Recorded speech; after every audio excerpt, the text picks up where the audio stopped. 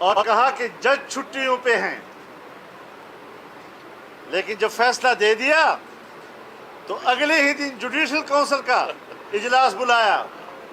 تو کیوں بلایا؟ اس لیے کہ جج چھٹی پہ تھے۔ فل کورٹ نہیں بنایا کہ جج چھٹی پہ۔ جوڈیشل کانفرنس اسی لیے بلائی کہ جج چھٹی پہ۔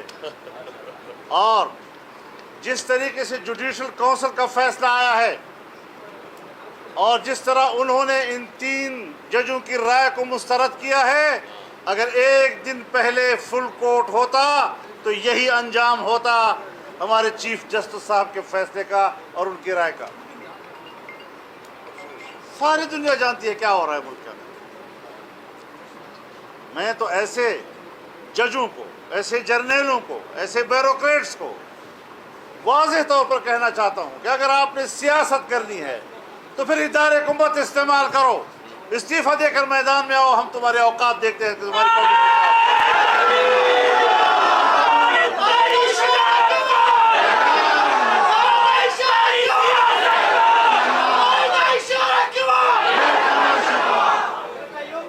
سیاست کھیلنی ہے تو سیاست کے میدان میں کھیلو، باہر سے پتھر مت پھینکو، کھیل کے میدان کو خراب مت کرو، کھیل کے میدان کو کھیل کا میدان رہنے دو، آ جاؤ میدان میں، تمہاری قیمت کا پتہ چل جائے گا کہ آپ کیا حیثیت ہے عوام میں۔ ادارے کو استعمال کرتے ہو، ادارے کی قوت کو استعمال کرتے ہو اور تم اپنے لاڈلوں کے لیے استعمال کرتے ہو۔ یہ پاکستان عوام کا ہے، کسی ایک ادارے کے کسی لاڈلے کے لیے نہیں بنا، اس ملک کے عوام کے لیے بنا ہے۔ اس میں قربانیاں عوام کی ہیں، عوام کے علاوہ کسی کی نہیں ہے۔ کوئی ہمارا باپ بننے کی کوشش نہ کرے۔ اس حوالے سے ہم نے بڑی سوچ سمجھ کر، ہم اداروں کا احترام کرنا چاہتے ہیں، لیکن خدا کے لیے کہ میں واضح طور پر کہنا چاہتا ہوں کہ ہم فتنے کے خلاف جنگ ہیں۔ اب اگر کوئی جج اس میں شریک ہوتا ہے، کوئی جنرل اس میں شریک ہوتا ہے، کوئی مولوی صاحب اس میں شریک ہوتا ہے، یہ سب فتنے کا حصہ ہے، اور جمعیت کے کارکنوں ڈٹ جاؤ، ان کا مقابلہ کرنا ہے۔ ابھی انہوں نے ایک اصطلاح بنائی، رجیم چینج۔ رجیم چینج کس کا ہے؟ ہمیں باہر کی سازشوں سے، تو باہر کی سازشیں تو نکل آئیں کہ نواز شریف کو ہٹانے کے لیے کہاں کہاں سے پیسہ آیا تمہارے پاس، کس کس ملک نے پیسہ دیا، وہ تھا رجیم۔ آپ کو کون لایا ہے، اس پر تحقیقاتی کمیشن بیٹھنا چاہیے تاکہ پتہ چل جائے کہ بیرونی دنیا کا ایجنٹ کون ہے۔ ابھی امریکہ کے خلاف بولتا ہے، اس کو پتہ ہے کہ پاکستان میں یہ چورن اچھا بکتا ہے، لیکن تمہیں تو لایا امریکہ تھا، تم تو ایجنٹ اسی کے تھے، یہود کے ایجنٹ، اس کی پشت پر قوت امریکہ کی۔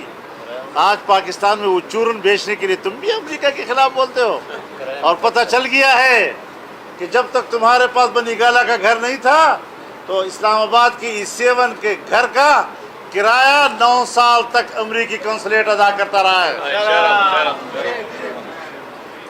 تم تو ان کے گھر میں پل رہے ہو، ان کی حویلی میں پلتے آ رہے ہو۔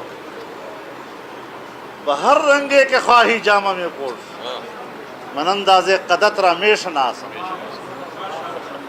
تمہارے خمیر کو ہم جانتے ہیں، تمہارے خمیر کے اندر کی خباثتوں اور غلاظتوں کو ہم جانتے ہیں، اور انشاءاللہ اس کا مقابلہ کریں گے انشاءاللہ۔ تو اس حوالے سے ابھی فارن فنڈنگ کیس آیا، اسرائیل سے اور ہندوستان سے پیسے لیے، ان کے دوستوں سے پیسے اکٹھے کیے، کوئی ریکارڈ نہیں ہے۔ نواز شریف کے خلاف تو ایک پاناما کیس آتا ہے اور اقامہ پہ جا کر کورٹ ان کو نااہل قرار دیتی ہے، لیکن یہاں پر گھپلوں کے پہاڑ، اس پر خاموشی، بین الاقوامی دباؤ نہیں تو خاموشی کا کوئی معنی نہیں ہے۔ یہ جو خاموشی ہے کسی دباؤ کے نتیجے میں ہے۔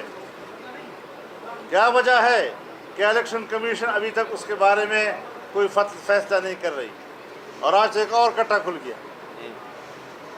آج تو برطانیہ کے فائنینشل ٹائمز نے پوری سٹوری چھاپ دی ہے